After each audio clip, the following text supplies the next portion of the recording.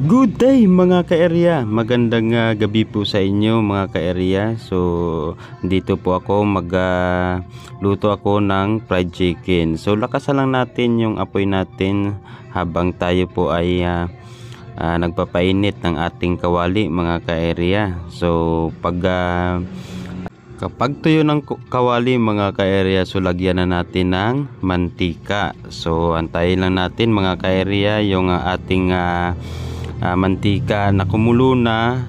Pagtapos ang kumulo ng ating mantika, so lagyan na natin ng ating niluluto mga ka-area. So habang hinahantay natin ito yung pagkulo ng ating mantika, ito binibidyohan ko muna yung kung ano yung gamit namin, kung anong yung lulutuin ko mga ka-area. So lagyan na natin ng ating niluluto na itong liig ng manok mga ka-area. So mabilis lang yan mga ka-area dahil ang ating apoy napaka lakas ng ating apoy. Uling lang pala mga ka-area yung ating ginagamit dito dahil ito ay masarap dito magluto sa uling mga ka-area. Ito po ay ginagamit ng karamihan dito po sa atin.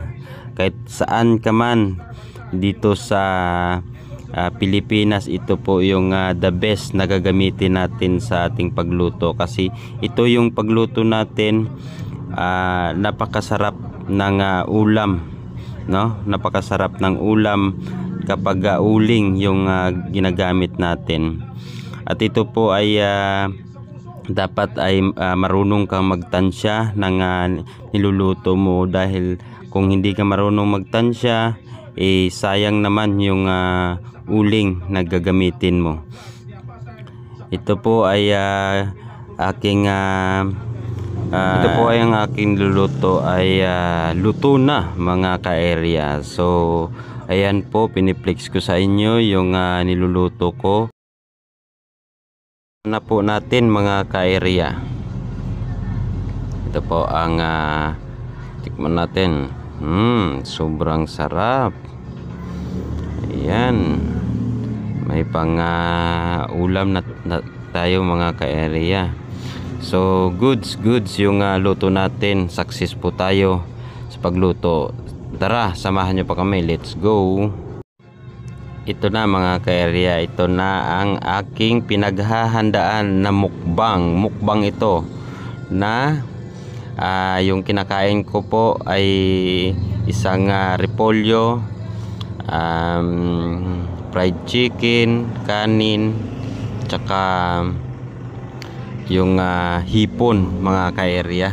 So nagmumukbang ako dito kasi wala tayong budget sa maraming pagkain na pambili, no mga ka-area. So ito lang, mukbang hapunan ito. So ito lang yung kinakain ko, baka hindi ako makatulog mamaya mga ka-area. So kain lang tayo ng mas tama lang na pagkain. Ito po yung kinakain ko, isang plato lang ito, no? So pero kinakabahan ako dahil yung kinakain ko na kanin sobrang dami, no mga ka-area. So apat lang na apat na luto yan. So isang nilaga na repolyo, tapos hipon, tapos baboy, tapos yung fried chicken mga ka-area, yung ating niluto ngayong gabi. Yan po yung minumukbang ko, at saka kanin. Yan po. So binilisan ko na dito yung pagkain ko mga ka-area, dahil kung matagal-tagal to, baka hindi tayo papasok sa ating time, no mga ka-area. Baka hindi ito pwede na ilang butin tayo ng 1 oras mga ka-area. Yun yung binilis-bilisan ko na. So sa hindi pa nakakaalam mga ka-area, ito po ay daily rotation na natin na ginagamit natin o kinakain natin, no? Dapat pagkain natin is dapat may gulay tayo at saka kanin mga ka-area. Yung kanin natin kauntiin lang natin yung pagkain natin sa kanin. Yung dapat yung kakainin natin yung gulay, yun ang pinaka-importante sa ating katawan mga ka-area. At saka tamang balanse lang, no mga ka-area.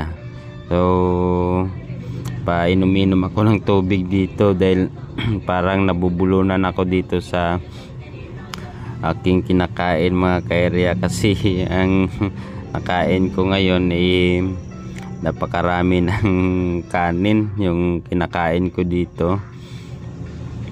Tapos malapit na ito maubos mga ka-area dahil parang sumasakit na yung tiyan ko kasi sobrang busog na. No, ipapakita ko dito sa inyo mga ka-area yung pagtapos na kumain, dahil dapat sa mga bata ito yung gagayahin nyo na pag kumakain kayo dapat walang matira, dahil sayang naman pag may natitira. Yan po yung piniplex ko sa inyo. Tapos na po akong kumain. Thank you.